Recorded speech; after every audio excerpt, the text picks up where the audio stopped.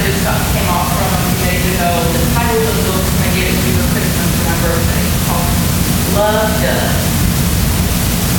Being a doer, when I saw the book, I wanted to open the car window and swing out of it. You know what I mean? It's like a direction you're already doing. How much more doing can I do that God's directing me to do?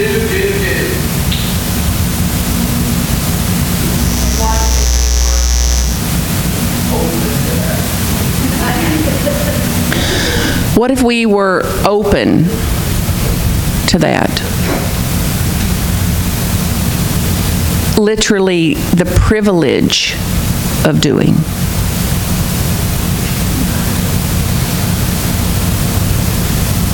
The desire to do is in our heart on purpose. You didn't pick it. I didn't pick it. I would have picked golf or, something else. I'd have picked something else, I think, which is not true. It's like what my soul is here for. The purpose of me being here, the purpose for an incarnation, the purpose to take on a body, to come here to do what I can with what I have. To make a difference in the world. To leave this place, this time, the people we come in contact with, impacted.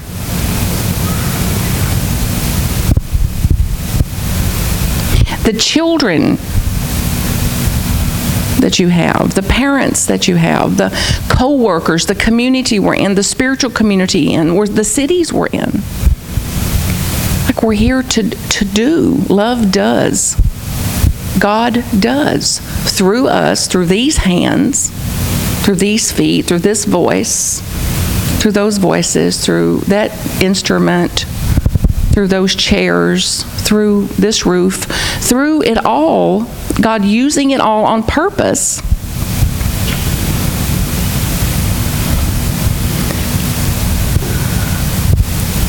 To awaken, to enlighten, to evolve,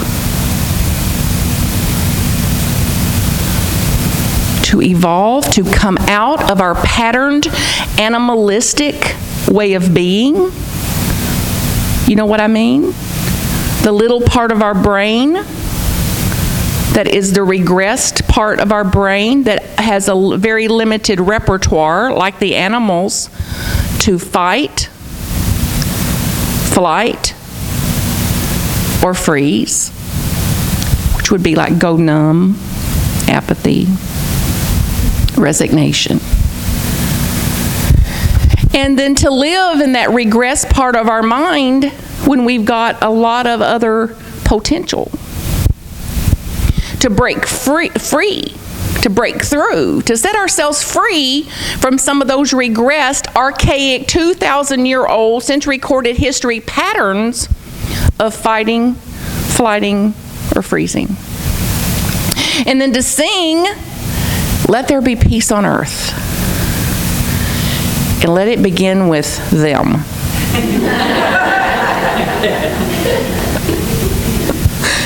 Let it begin where? Let it begin where? And when?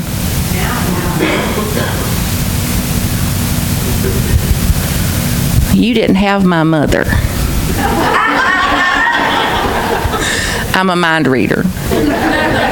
You ain't got my brother either. My crazy bossy sister. Let it begin with who? And let it begin when? And if not me, who? If I can't do it, what's the chance that somebody else can? If I won't do it, what's the sane chance that others are going to? Loco. So not because it's a spiritual high road, not because it's a moral high ground, because it's stressful if I don't. It hurts me to withhold love. It hurts me not to do when I'm called to do something. It hurts you when you're called to do something that you're not doing. Only you know what it is. It may be to forgive. It may be to surrender. It may be to let something go. It may be to give less. It may be to give more. It may be to apologize, offer a statement of regret, to make an amends, to own your part. Now, they might have done that much, and you did that much. And in that much is where 100% of your pain is. What they do cannot hurt us. What I do kills me. Sucks the life out of me, diminishes me, turns down the dial on my luminosity. So the light of the world I am is a dim light under a bushel. Shame, guilt, low vibrations, the lowest of the vibrations. Shame and guilt. And then our secrets. So what would it be like if you were shame-free? Close your eyes if it helps. Imagine it, that after today, like we've had a house healing today, a spontaneous healing, you drop all the shame you've ever had. What would that be like? Lighter. What else? Freer. Freer. It's like the prison we're in, the door's wide open, and here we sit.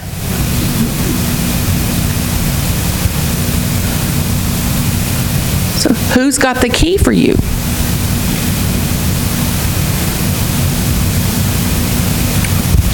What would it be like to be guilt-free?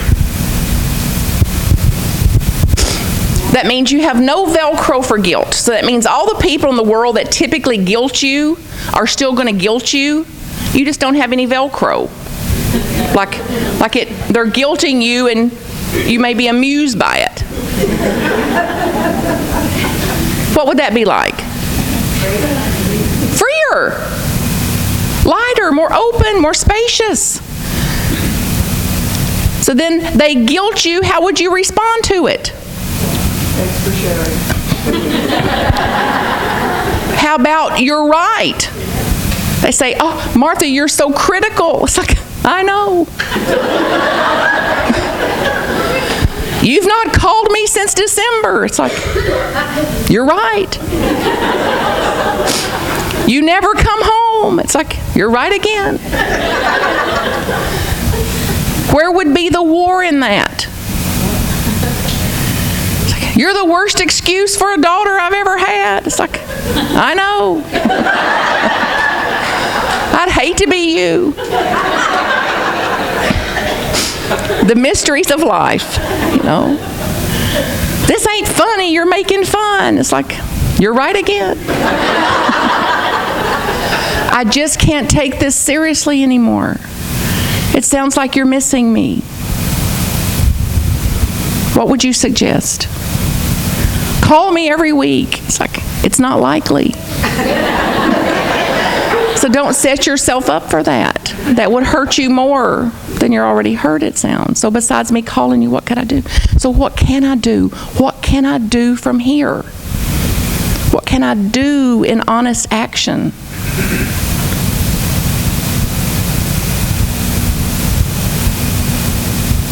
What can I do?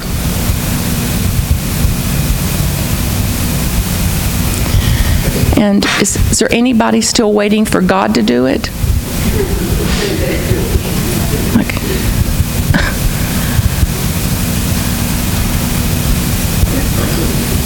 It'll get done when God does it. You. So what's God got to do with what's mine to do? You know? So no more waiting. Or at least it's up to you. Peace or pain. And then we hand down to our children and our grandchildren the same old, outdated, animalistic, regressed way of thinking and being instead of a new way. And I believe that's what we're here for. You are here for. What I'm here for is to set the course, a new direction, an evolution, an evolved way, a new way of being that's radically different from anything we've seen in 2,000 years. And I believe that you, Unity of Melbourne, are leaders in that. That you are conscious of that, aware of that you're not only aware of that, awakened to that, but you are equipped and equipping yourselves for that. And that you are on the move, aren't you? Yes. Yeah, you're on the move in many, many ways. You're on the move. Spiritually, emotionally, physically, financially, physically. And do you think if you move over there that it'll just magically fill up? So whose responsibility is it to get people through that door? Mine, yours. Yours. Look around at somebody sitting by you and go, it's up to you. Look around and tell them, it's up to you. It's up to you. It's up to you. It's up to you. Now look back at yourself and go, it's up to me. It's up to me. It's up to me to blast off a big email and go, we've bought a new building. It's the best thing going in Melbourne, and your soul is welcome there. Come and see about it for yourself. That's all you have to say. We're about empowering lives, realizing dreams. Everybody's welcome here. Then they'll say, quit sending me these dumb emails. It's like, I'm not going to quit sending you these dumb emails till you come. I'll quit sending you these emails when you show up over there one Sunday. You ain't the boss of me. So you keep sending them the emails. Leave notes on their window. Put it on their car windshields. Like, ambush them. Get them over there. What would you say to the person that got you here? That's the reason to do it. That's the reason to do it. That's the reason to annoy them, seduce them, control them, guilt them, shame them, manipulate them, whatever you've got to do to get them in the door. Because you want people to have what you have, right? You want people to have the glimpse that you have, the experience you have of a place to walk in, a friendly face, a place to be welcome, a place to remember they're the face of God, a place to remember their soul is welcome here. And that they don't have to do life alone. Regardless of what they're going through, there's someone here. There's someone that knows, that can care, that can support us in this. Like, so, it's not okay not to build it. You've bought it.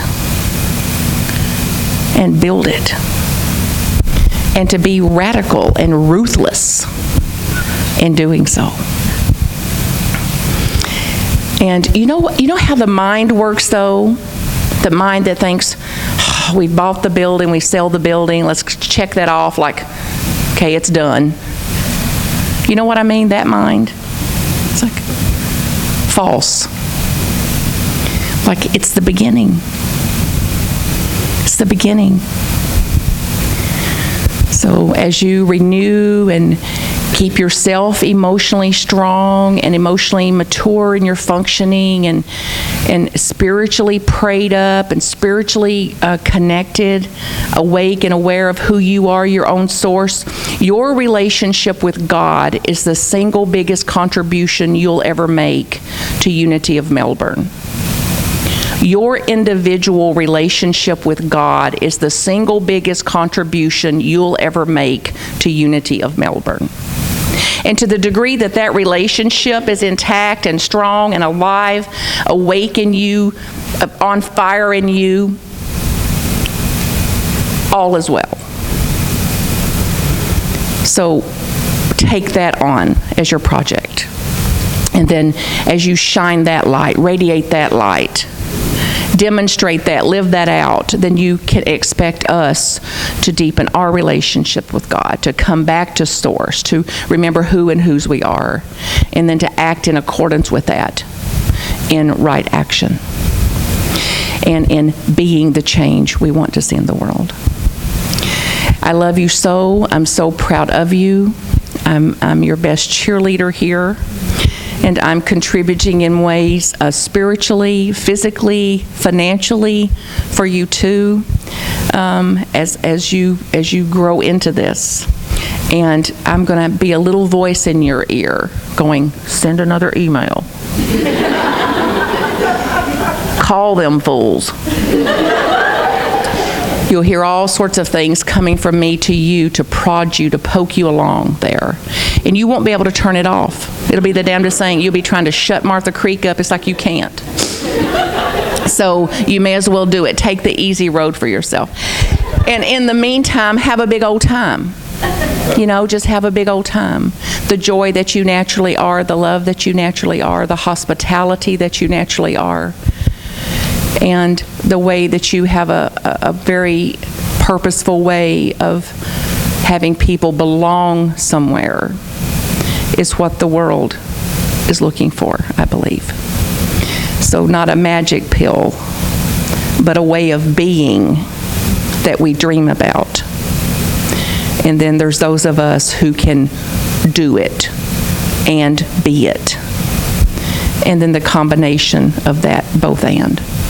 So I know that only great things are you in this place and in your next place, whatever that looks like. I brought these talks back with me from last year. This is my 4th year here with you. Can you realize that? And it's like watching a garden. You know what it's like with all the work you're doing, and some of you are tired, and there's a reason you're tired. I mean, this has been a great toil. It's like, ain't it a good tired though? When you can look back and see what you've done and where you've been and what you've created, it's got to be a good, that's what my friend Glenn called it. I'm tired, but it's a good tired. It's a good tired, like I've done something. We have done something.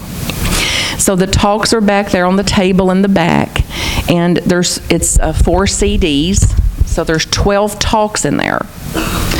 And you just leave a donation for them back there, then I use the donation to make some more. And what I ask for you is that you co-create the world we're talking about. If these talks help you to do that, listen to them. If you don't like them, give them away. Sling them out a car window, give them to the Goodwill, give them in a doctor's office, give them to somebody you don't like, you know.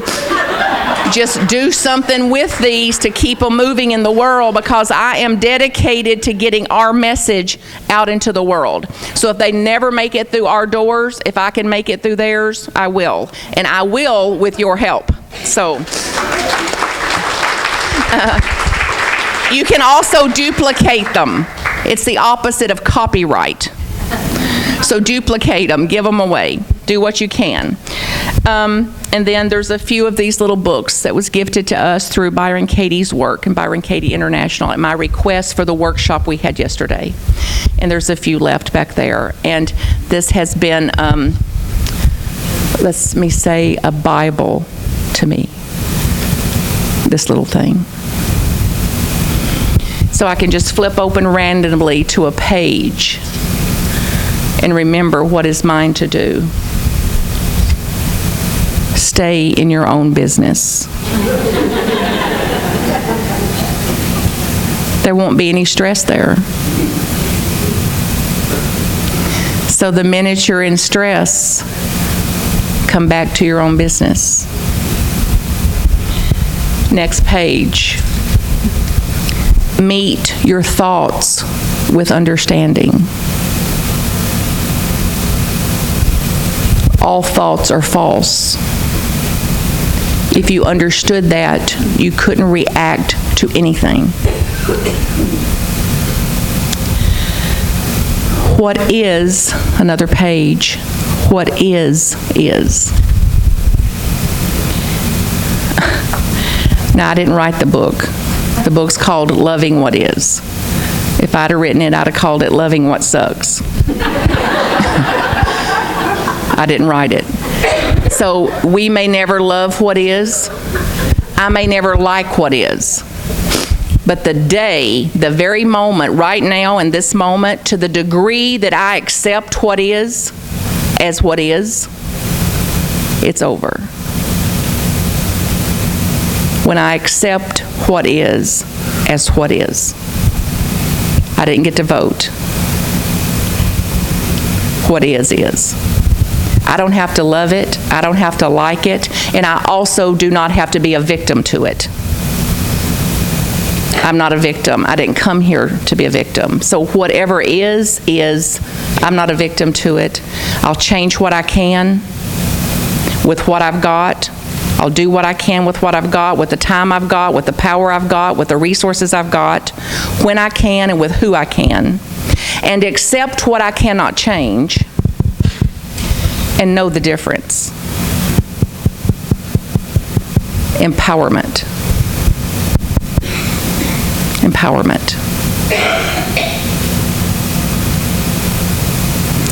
So I'd love to torment you a few minutes. If you can, just stay. When the service closes here, eat some nuts or bread or whatever you got in there and come back in here. And let me just harass you for a couple of hours before you scoot out of here. And what I'd like to offer to you through this work is for you to set yourself free. If I could do it for you, it would already be done. So I can do it for this one. You can do it for that one. And then the next generation's free of something. So stay if you can. And if you can't, find a way to get to the work. Those talks, thework.com, anywhere in the world you can get to it, get to it. It's free and available for anyone that wants to live more freely. I love you and cannot help it. And I'll be cheering you on through spirit and in other ways all along the way.